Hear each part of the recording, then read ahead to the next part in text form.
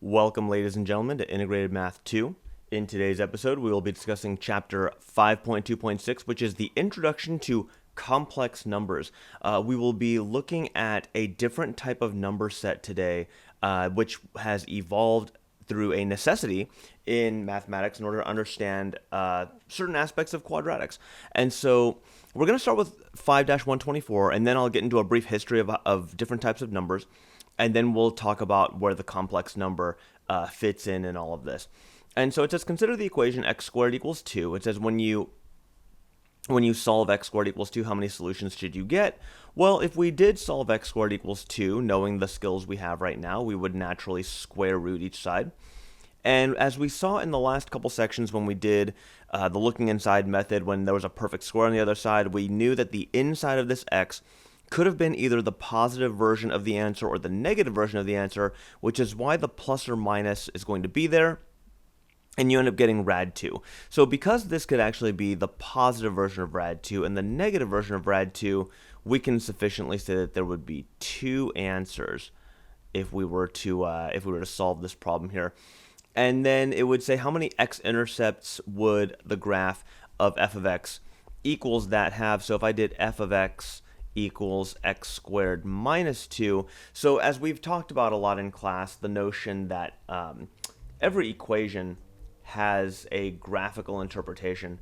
And so this parabola here, without getting into too many details, it would be shifted down by 2, and it would grow up like a normal parabola right here. And there would be two intercepts on the x-axis, and as we should hopefully know by now, this would be at negative rad 2 comma 0, and this would be at rad 2 comma 0. And so when we solve, we would write both of our equations, both of our solutions in exact and decimal approximation. So in part C here, x equals rad 2, which is approximately 1.414, and then negative rad 2, which would be approximately negative 1.414. And so, of course, these are decimal approximations. It's rounded to 3 decimals. But yeah, so here's where we are. We know that we get two different types of answers when we take the square root of negative 2. Oh, when we take the square root of 2. And so, before I get into the next portion, I do want to just talk about different types of numbers we've encountered so far. So let's go and call this number sets. Here, number sets. Number set review. So one of the best ways I've ever seen this presented is just the evolution of how numbers came to be in mathematics. And so when we take a look at an equation that looks like this, if we did like x minus 3 is equal to 0, this would be a pretty easy thing to solve. If I just added 3 to both sides, I would get x equals 3, with 3 being a positive number, like a positive whole number. And the notion of positive 3 showing up is actually a pretty natural thing to kind of show up, right? I mean, most numbers are born out of a need to count things. We have 3 apples, we have 3 oranges, we have 3 whatever. And so I think it's a pretty natural assumption to have this idea that 3 would just be a natural whole number here. And so with that in mind, there really wasn't a need, especially when math was just starting to evolve, for anything beyond a natural whole number, until people started getting into situations where you had 2x minus 1 equaling 0, for example. And then if you added 1 to both sides, and then you had to divide by 2, now we got into things like rational numbers, because what would happen is, we didn't have a whole number. It wasn't like 3, but we ended up getting 1/2. If we had to split an apple in half or split an orange in half, we would have to start using those rational numbers. The notion of something like this, x plus 3 equals 0. So I'll write this down here. This is a rational number here. The notion of x plus 3 equaling 0, if I had to subtract 3 from both sides, again, following along the evolution of numbers, we would get x equals negative 3. So at this point, the notion of negative numbers has to show up, and sorry for that interruption. A mosquito was flying in my face, and I just had to, I think he's dead now, so that's good. So This is a negative number, which could be either a whole number or a fraction. But then this ended up necessitating the evolution of numbers into the negative region, which is why we call these we call these integers, which are defined by whole numbers and their opposites. And then eventually, the last evolution of number that you guys have run into is this notion of what we just encountered. So when x squared equals 2, and we take the square root of both sides, we get x equals plus or minus rad 2, which we know as a decimal that doesn't end nor repeat. So this is what we call an irrational number. And irrational being, coming from the root word, if something that doesn't make any sense or acts kind of crazy, like these decimals don't end and they don't have any kind of discernible pattern, so they were called irrational. So when we look at this from a visual perspective, what happens is that, if we look at a visual representation of how these numbers were born, if I look at these individual dots as just whole numbers, right, like 1, 2, 3, and 4, right, 1, 2, 3, and 4, and actually 0 is a natural number also, so I'll just throw it down to 0. The first stage of evolution was that we just needed these whole numbers, and that's all we needed to survive. But then eventually, these rational numbers kind of came into play, where you would get like 1/2, 1/4, 1/8, and these were all pretty clean. You'd get 1.5, 1.25, and all this stuff. So you could fill in the spaces of this visual model that way. Integers eventually end up coming into play, where you would get things like -1, -2, and then of course rational numbers can also be negative, so you can have like -1/2. And again, the notion of negative numbers had to come into play in case you owed somebody money, or if you had an IOU on someone. And so then eventually, as the Pythagorean theorem with Pythagorean, patterns like 1, 1, this becoming 1 rad 2 on the Pythagorean theorem, all of these spaces between 0, 1, and 1 to 2, 2 to 3, 3 to 4, they were all then occupied creating what was known as the number line, which can encapsulate all of these values, which we encapsulate calling them all real numbers. And so the notion of the complex number takes us away from the standard number line and places us in a situation where we now have to deal with the idea, or reconcile the idea, that we may have to solve an equation that looks like this. And how do we deal with a situation that looks like that when nothing of this nature exists on the real plane? And in fact, if you graph this on the coordinate plane, you'll know that the graphical interpretation of this is that it has no x-intercepts. But we will get to that in the next example. Give me a second, I'll be right back.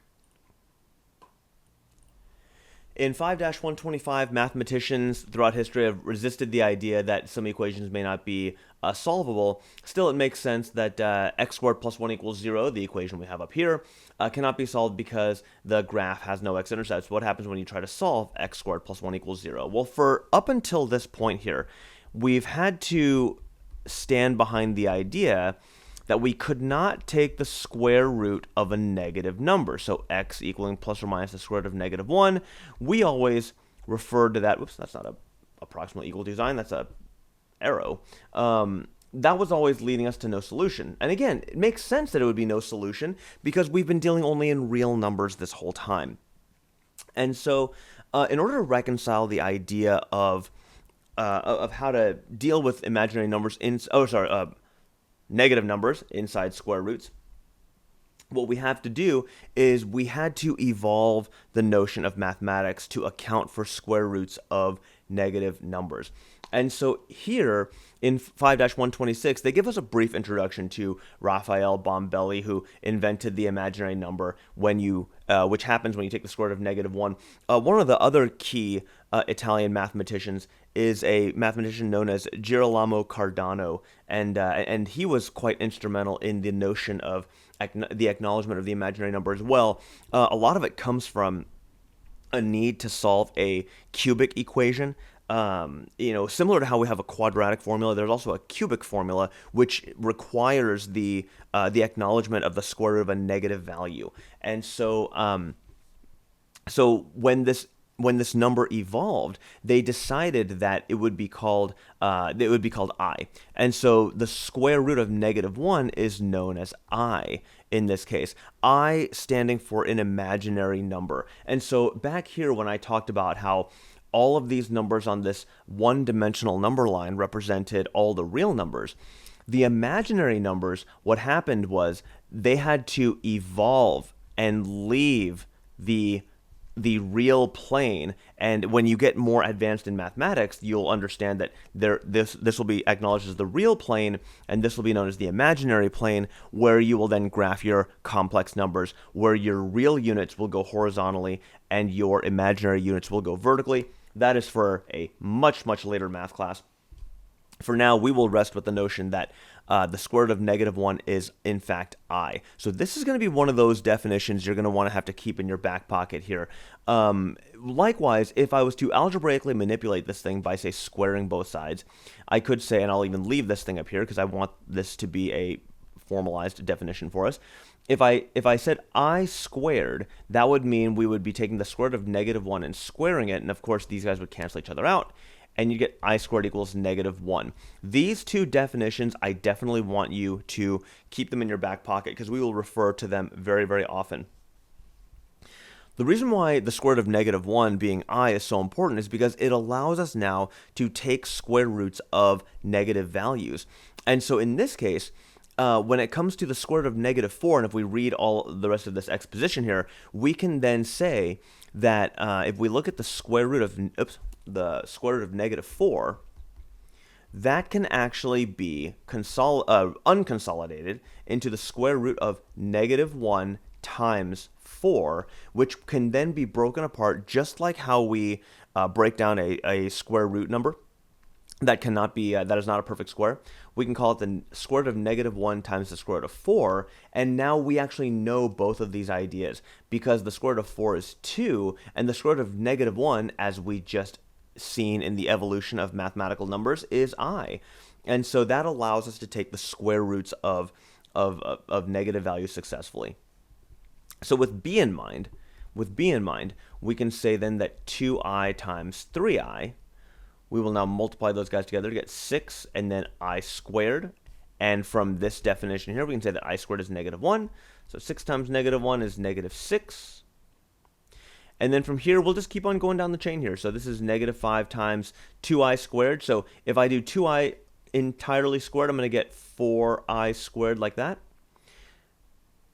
These pieces will multiply together to get -20 I squared. And then -20 times -1. Again, where did I get this -1? I squared is -1. We've talked about that a few times now. That'll become +20. Square root of 25, not too bad. Break that up. 25 times -1, break it apart as root 25 times root -1, 5I ends up becoming the answer. So that is an introduction into complex numbers. I'll be right back with the next example when it comes to how to graph some of these complex quadratics. In 5-127, it says graph the function of x squared minus 4x plus 5 into the calculator. And so I just went ahead and used Desmos to do that, and here we are. We got that. So if you see that the corresponding equation here to the graph, so I'll go and move the equation off the screen. That way we have more time, more room for the graph, and more room for the work. And so it says, does the function cross the x-axis? Of course it doesn't cross the x-axis. And so the answer is a resounding no. And it says, does the equation have real solutions? I don't think it will, because remember, a real solution is when the parabola crosses the x-axis, quite frankly, in a real way. So there's no way. It's not going to have real solutions. The graph doesn't cross the x-axis. So I can say the quadratic does not cross the x-axis. So no, there's not going to be any real solutions here. And so using the quadratic formula to solve this thing, I'm going to say that a equals 1, b equals -4, and c equals 5. So I can plug that into the quadratic formula with x equals -b plus or minus the square root. That's a plus b squared, b squared minus 4ac, all divided by 2a. And we know how to plug stuff into the quadratic formula at this point, right? We've been through this dance quite a few times. So 1, 5, and 1. So then this will simplify to become 4 plus or minus the square root of 16 minus 20 all over 2. And then I get 4 plus or minus the square root of negative 4 over 2. So now I'm going to go ahead and, ordinarily we would call this no solution, but now that I know how to take the square root of a negative number, I'm going to actually go ahead and find out the solution in terms of I. And so the square root of negative 4 is going to be 2i. So that'll be 4 plus or minus 2i over 2. And if I just divide the top and bottom by 2, I'm going to get 2 plus or minus I, which means what I really have is 2 plus I and 2 minus I. What they're trying to get you to see is they're trying to get you to see this notion of 2 plus I or 2 minus I. They call this the complex number. All right, they call this the complex number here.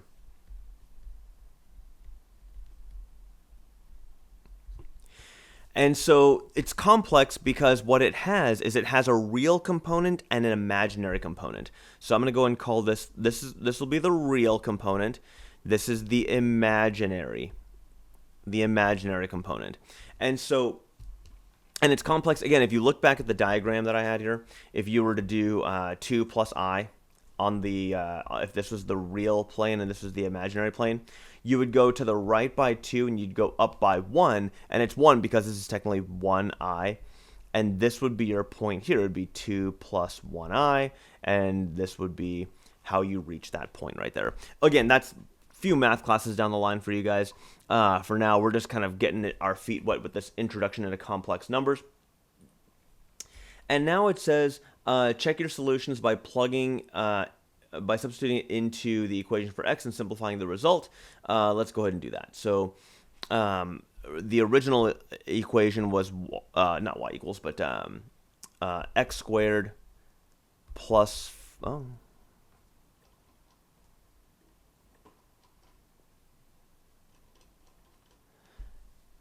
x squared minus 4x plus 5 equals 0. So if I plug in 2 plus I or 2 minus I in for x, I should end up getting 0 out if I combine all my like terms. So let's see if that happens. So 2 plus I squared minus 4 times 2 plus I plus 5 equals 0. So here I'll get 2 plus I times 2 plus I minus 4 times 2 plus I plus 5. So let's see what happens here. I'm going to go and just FOIL this like a normal binomial. So 4 plus 2I plus 2I minus I squared, and this will become minus 8I minus, oh, sorry, whoa, not minus 8I, minus 8 minus 4I plus 5. So now from here, let's go and see what happens here. You see the 2 i's here and the negative 4i? I believe they're going to cancel each other away. And I've got 4 minus 8, so negative 4 minus I squared plus 5. And so from here, negative 4 plus 5 looks like it's 1 minus I squared. And so now from here, what is the notion of I squared? Well, I squared is... And so what I have is 1, and I just realized I made a mistake here. This I squared was actually supposed to be positive, so positive, positive, and positive here. So it's plus negative 1 here, so I end up getting 0, which was the right side the whole time. It was the right side the whole time.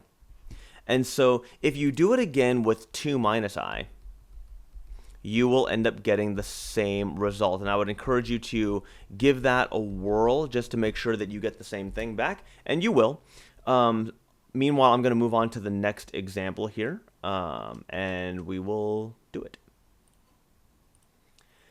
In 5-128, it says we talked about the roots of a polynomial equation, and we find out that the roots are when the graph equals 0. And so we've learned in the last problem that roots can either be real or complex. Real meaning they actually do touch the x-axis. Complex meaning they do not touch the x-axis. And so what we're going to do is we're going to apply this idea and contrast a few different versions of a type of graph here. So what I've got is, now for reasons I don't want to get into until a later chapter, there are going to be certain things that I will know about a graph that I will hope that you can just kind of take as a fact. But at some point, these will become more clear. But if I sketch the graph of x plus 3 squared minus 4, I'm going to go to the left by 3 and down by 4, and that's going to be my vertex here. So -3, -4. And then use the graph to determine the roots of f of x. So if I just kind of let this thing grow, I'll end up getting some answers here, but just to be clear, because my drawing probably won't be very good, I'll probably just find the roots algebraically, just because I want to make sure that I don't become too inaccurate here. So 4 equals x plus 3 squared. So square rooting each side. So plus or minus 2 equals x plus 3. So x plus 3 equals 2. X plus 3 equals -2. So that would be x equaling -5, x equaling -1. Okay, cool. That's what I thought. So here we go. And then that will look like this. So just as I thought. So it's like that. Okay. So now from here, the roots are going to be -1, 0 and -5, 0. Cool, so now I'm going to go ahead and switch colors here. I'm going to go ahead and graph x plus 3 squared. So again, from here, purposes I can't really explain right now. I know that this graph is going to be shifted to the left by 3. So that's going to be right here, and it's going to grow up like this. It's going to grow up in the exact same way as the white graph, except it's going to be in purple, and it's going to be shifted not down by 4 anymore. So at this point, this guy only has one root, which is going to be at only -3, 0. And again, this notion of roots is talking about x-intercepts here. And the last color graph, I'm going to go and graph in green, where we do x minus 3 plus 4. Now, at this point, you've taken me on faith twice. Hopefully, you guys can kind of take me on faith again. But check out how the A graph I told you would be shifted to the left by 3 and down by 4. I'm hoping you can extrapolate that the C graph will be up by 4, and it'll grow at the exact same kind of style, because there's nothing weird going on in front of that x squared. This is going to be, it looks like -3, positive 4. And now we're going to go ahead and determine the roots of the green graph using some math.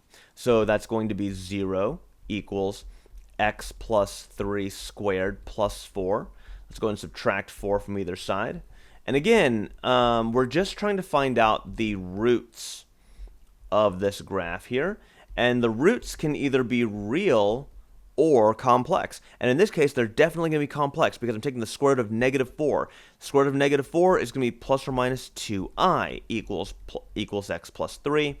If I subtract 3 from either side, I'm going to get x equals -3 plus or minus 2i. If I wanted to separate them out, it would be -3 plus 2i, -3 minus 2i, and those would be my answers. Those would be the complex roots of this function up here in green.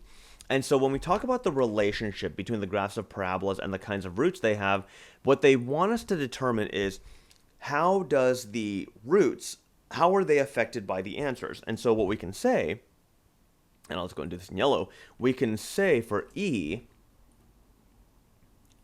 we can say that if the quadratic crosses the x-axis twice, it has 2 real roots. If it touches only once, it has 1 real root. And if the quadratic does not cross the x-axis, it has complex roots. And there we go. There we go. I'll be back with number 129, where we will do some operations with imaginary numbers. And let's go and close up shop with this 5-129 here, when they talk about the sum of a real and imaginary number, such as 2 plus 3i, is called a complex number. And so a complex number is written in the form a plus bi, where a and b are both real numbers. And so we'll use the definition of I in our understanding to rewrite each of the following expressions. So with a, we've got 2 parentheses 3 plus I. And so from here, if I just distribute, I'll get 6 plus 2i. Imaginary numbers, they behave just like regular numbers. So it's important that we understand that there's nothing, there's nothing about them that's terribly illusionary, and you know, they behave just like the normal numbers that we see. In fact, they do have, even though they're called imaginary numbers, they do have very real applications, and I don't think I'll get to it in this video, but I'm hoping that sometime down the line we can kind of have a good discussion about imaginary numbers. And again, you will encounter imaginary numbers more in depth in future math classes. And so what I've been doing here is I'm just combining like terms. That's all I'm doing. There's nothing, like I said, there's nothing mysterious or magical about what's going on here. They're kind of like just regular terms here. So I'm going to go and distribute my negative 1 plus 6i. And depending on how things go in class, I might be able to show kind of a fancy gimmick with imaginary numbers. And so from here, 1 minus I, 8 minus 6i. This is where we got to be careful. I'm going to get 8 minus 6i minus 8i plus 6i squared. Those guys will combine out to become negative 14i. 8, now this is going to be plus 6. Now I squared is negative 1. So I'm going to go 8 minus 14i minus 6. So 14, oops, not 14, 2 minus 14i. And here we go. That's how we do operations with complex numbers. We have just scratched the surface of what these complex numbers and imaginary units can do.